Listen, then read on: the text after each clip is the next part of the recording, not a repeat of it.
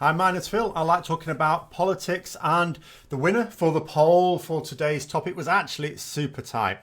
But just shading it was what would happen if Theresa May's deal was actually passed. Now, it's very difficult to know exactly what is going on with Brexit. From the outside, it might look very much like the Prime Minister, Theresa May, is just running down the clock and the UK will simply crash out of the EU without a withdrawal agreement, and only a handful of agreements with a few countries around the world. But there's definitely some hands being kept very close to the chest here. The clock is most certainly being run down. There are a few possibilities with this, but one of them, not the most likely in my view, but one of them is that Theresa May will dump her deal in front of MPs one last time and threaten no deal if they don't back it. She's already said that her deal renegotiations won't be ready for the votes next week. No surprise there. It will never be ready. So let's say enough MPs sweating over the disaster that is no deal decide to back it now. The ERG and the DUP will of course not support it, so the Prime Minister would need close to 100 opposition MPs to do so. Unlikely, but let's go with it. Now, let's say the deal passes and the EU have already said they accept it. Then there'll need to be some more legislative tidying up in the different parliaments, EU member states as well as the UK. We'd then move into the transition period. This is supposed to last until the end of 2020. However, there is an option for an extension onto that of between 1 and 2 years, no more than 2 years. And in order to get that extension, you have to basically say by the 1st of July 2020 that you want this extension, and all sides have to agree to it. Now, the purpose of the transition period is to allow businesses to carry on as normal. From the point of view of most people, nothing would really change on the 30th of March. We don't have any MEPs in the European Parliament once the parliamentary elections are done, so get no say in their activities. But we'd still belong to a number of systems that allow us to function as a nation closely aligned with Europe. The real negotiations would begin, in theory. The UK would no longer be a member of the EU, but would need to thrash out its future relationship, basically. And this is where the hard Brexiteers, in the form of the ERG especially, but also the DUP, remember, are most afraid of any form of deal. They know that in order to retain any form of normality, some of which has been lost already for businesses, we're going to need to negotiate access to the single market and some form of customs union.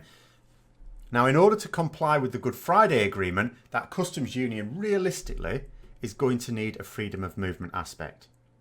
In terms of Theresa May's intentions with this, it's very clear that she must intend that.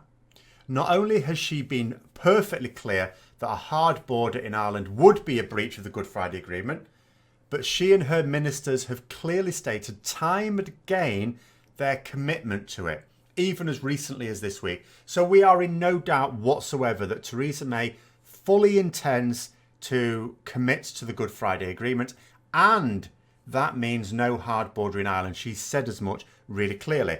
And that's not something a politician ever does if they don't really mean it. They are known for being extremely vague about questions. They will just keep coming out with the same line. You listen to any senior politician giving an interview, they don't answer the question. If it's a little bit difficult, they just come out with the same answer.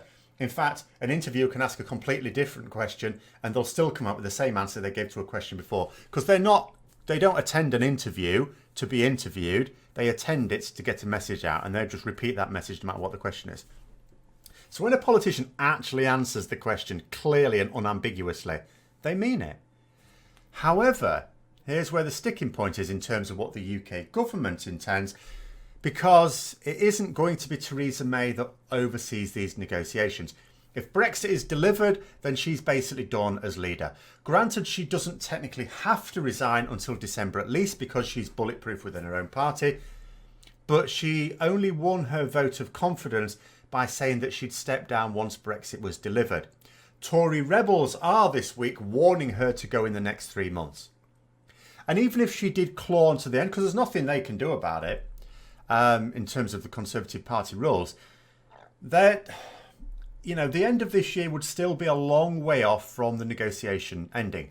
So with so many competing requirements of a post-Brexit relationship in the Commons, Fruitful negotiations will hardly have begun by the end of this year, if we're going to be honest. They'll even be more kicking the can down the road. So May has nothing to gain by hanging on. So another leader, and therefore Prime Minister, will be selected. This is assuming that no more Tory rebels quit the party, of course, because that adds another dynamic. If they do, it might just trigger another general election. But the Conservatives would still have another leader for that campaign. In fact, by Theresa May stepping down this summer, she actually does gain something. She can retain the goodwill of her party and help influence the result of her succession.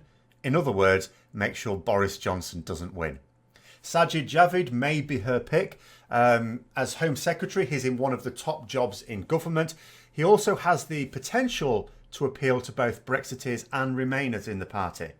He's a Eurosceptic that wanted the UK to remain in the EU for pragmatic reasons. As such, he might get the backing of enough who delude themselves that he could somehow unite the party. Obviously, such a thing is impossible, as the final deal still has to essentially be a close relationship with the EU and the strings attached to it, or a distant relationship and the lack of protections attached to that. This will be no less divisive after Brexit than it is now. Other senior Tories tend to be on the whole one side or the other, but I can't obviously predict how a leadership election would pan out, especially as the MPs themselves only select a choice of two, which is then finally decided by the party membership. And it could well be that if, most of the Remainers sort of back Javid as a compromise candidate, but the hardliners promote someone else, then who knows what the party membership would come out with. Now, with our economy already hit by Brexit and more to continue as we lose our influence in the EU, the Brexiteers, in the event that the deal was passed and we entered the transition period, would no doubt keep pressure on full withdrawal. They'll point to every single piece of economic bad news, and there'll be plenty because there already is, and blame it on the fact that we're still tied to EU systems, even though we'll be in the situation they campaigned for. But what about the backstop? Surely that would then tie us permanently to the EU. How would they still be able to campaign for full withdrawal? Well, for them it would be easy. Not having the backstop or a commitment to a customs union would have been a breach of the Good Friday Agreement. Well, if they're prepared to have the UK break its word on one serious pact, why not another? These are fundamentally recklessly dishonest people. They're like a child who will tell the most desperate lies just to get what they want, with no heed paid to the consequences. And because their followers don't understand the legal or political situation, or don't care even when they do, they'll still have a ready audience.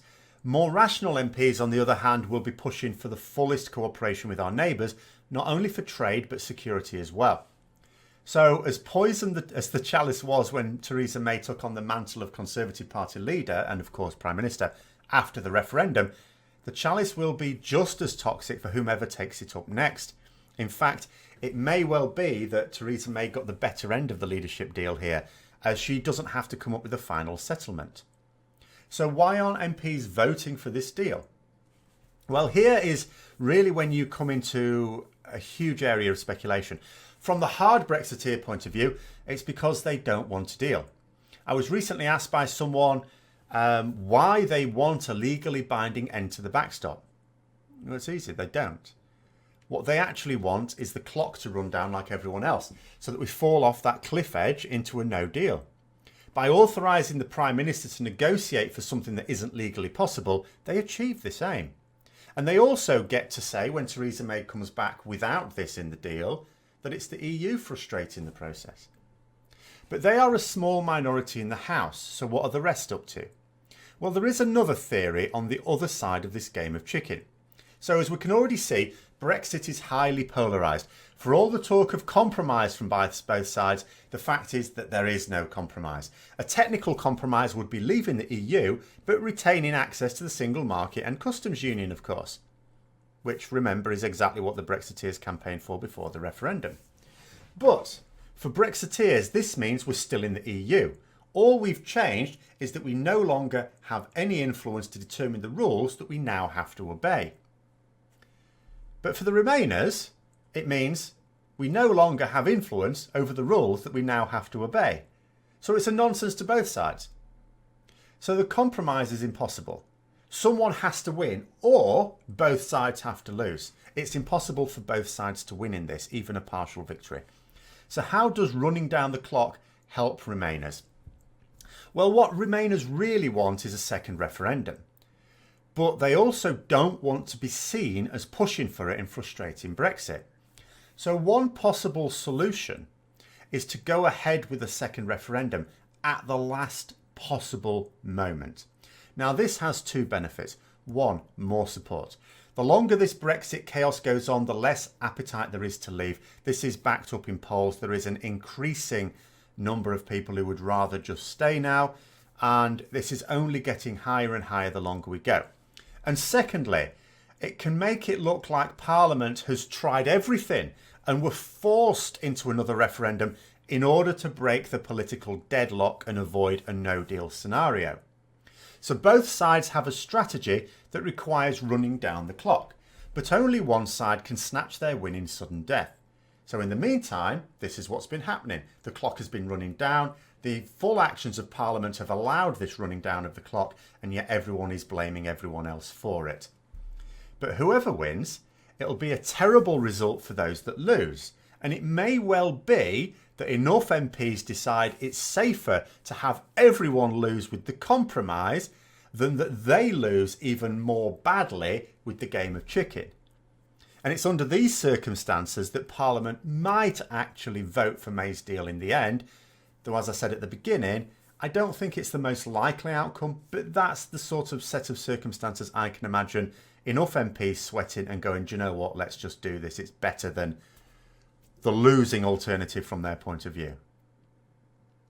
So anyway, that's what would happen in the event of MPs voting for May's deal, the circumstances under which they may do it. Hope you enjoyed the video. If you did, don't forget to click the like button, subscribe for further content, and click the bell notification. And until next time, I'll see you later.